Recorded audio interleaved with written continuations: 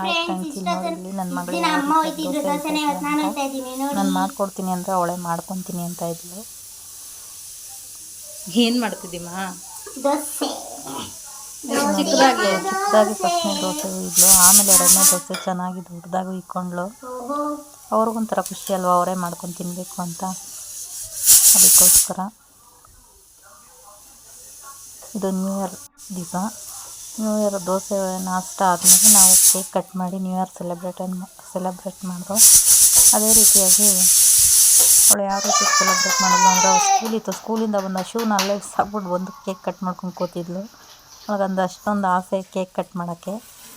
ಅದು ಮುಗಿಸ್ಕೊಂಡು ನಾವು ಹೊರಗಡೆ ಹೋಗಿ ಲಂಚ್ ಮುಗಿಸ್ಕೊಂಡು, ಪ್ಲೀಸ್ ಯಾರೆಲ್ಲ ನೋಡ್ತಾಯಿದ್ದೀರ ಸಬ್ಸ್ಕ್ರೈಬ್ ಮಾಡ್ಕೊಳ್ಳಿ ಫ್ರೆಂಡ್ಸ್, ಪ್ಲೀಸ್ ಲೈಕ್ ಮಾಡಿ.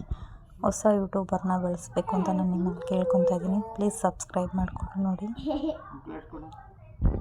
ನನ್ನ ಮಗಳು ಇಷ್ಟ ಆದರೆ ಲೈಕ್ ಮಾಡಿ. Thank you.